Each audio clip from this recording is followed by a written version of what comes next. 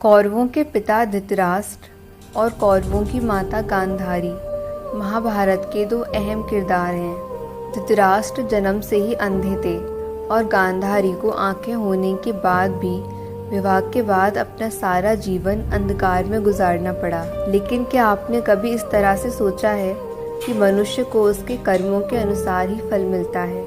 धृतराष्ट्र से ऐसा क्या पाप हो गया जो वो जन्म से ही अंधे थे? उनके साथ ऐसा क्यों हुआ? आइए जानते हैं। इनकी कहानी शुरू होती है माता सत्यवती से, जो पितामह भीष्म के पिता महाराज शांतनु की पत्नी थी। सत्यवती और महाराज शांतनु के दो बेटे थे, चित्रांगद और विचित्रवीर। चित्रांगद की मृत्यु पहले ही कम उम्र में हो चुकी थी। कुछ समय बाद विचित्रवीर का विवाह काशी की दो राजकुमारियों अंबिका और अम्बालिका के साथ हुआ, जिन्हें भीष्म उनके स्वयंवर से ले आए थे। पर कुछ समय बाद बीमारी के कारण विचित्रवीर की भी मृत्यु हो गई और अभी तक अंबिका और अम्बालिका की कोई संतान नहीं थी। पितामह भीष्म ने तो पहले ही आजीवन विवाह न करने का प्रण लिया हुआ था। इस सब के चलते माता सत्यवती को वंश आगे बढ़ने की चिंता होने लगी। इस संकट से निकलने के लिए माता सत्यवती ने अपने पुत्र वेदव्यास को बुलाया और उनसे कोई उपाय पूछा। ऋषि वेदव्यास ने माता सत्यवती को कहा, अंबिका और अम्बालिका से संतान उत्पन्न कर सकते हैं। पर ऋषि वेदव्यास बहुत विद्वान और तेजवान थे। उनका तेज सहन करना हर किसी के लिए संभव नहीं था और जिसका उन्हें डर था वही हुआ। जब अंबिका ऋषि वेदव्यास के सामने गई तो वह उन्हें देखकर डर गई और डर से उन्होंने अपनी आंखें बंद कर ली, जिस कारण उनका पुत्र जन्म से ही अंधा पैदा हुआ, जो कि धृतराष्ट्र थे। लेकिन इस पूरी घटना में धृतराष्ट्र का कोई दोष नहीं था और हर व्यक्ति को उसके कर्मों के अनुसार ही फल मिलता है। पैदा होते ही तो धृतराष्ट्र ने कोई बुरे कर्म नहीं किए होंगे, तो सवाल ये आता है, फिर धृतराष्ट्र जन्म से ही क्यों अंधे थे? सभी जीवों को उनके पिछले जन्मों के कर्म के अनुसार ही अगला जन्म मिलता है। धृतराष्ट्र के अंधे होने का कारण भी उनके पिछले जन्म से जुड़ा हुआ है। इस बारे में दो कथाएं प्रचलित हैं, जिनमें से एक कथा में धृतराष्ट्र को बहुत अच्छा और न्यायप्रिय राजा बताया गया है और दूसरी कथा में उन्हें एक क्रूर राजा बताया गया है। तो हम पहली कथा से शुरू करते हैं।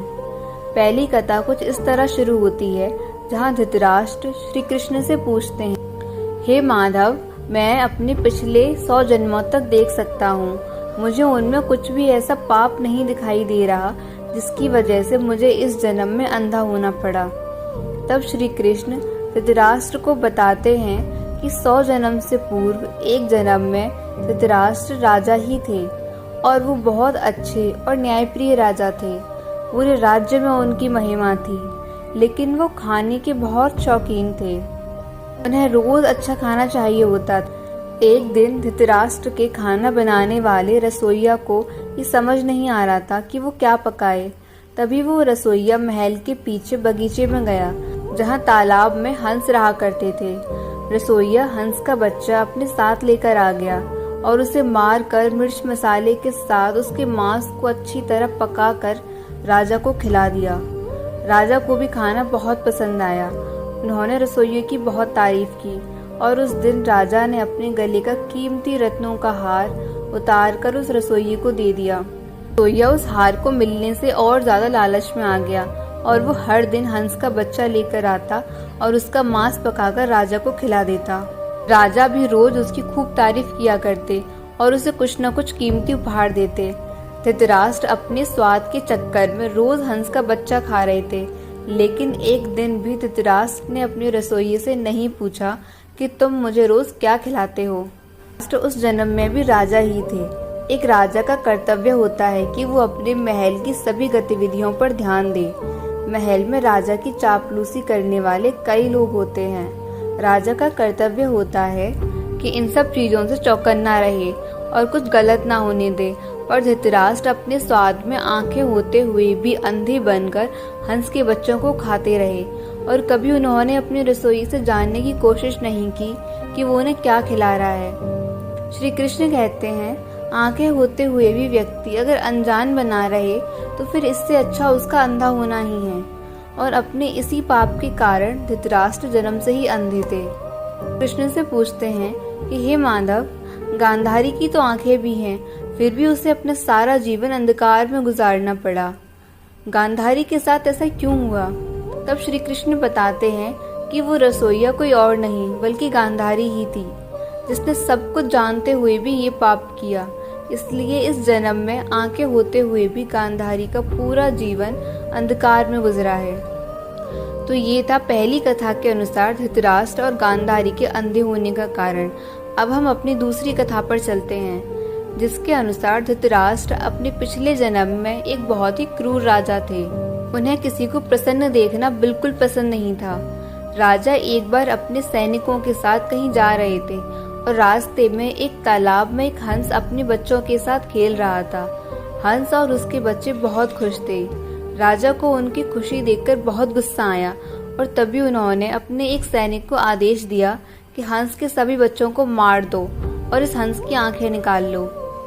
सैनिकों ने भी वैसा ही किया। उस हंस की आंखें फोड़ दी और उसके सभी बच्चों को मार दिया।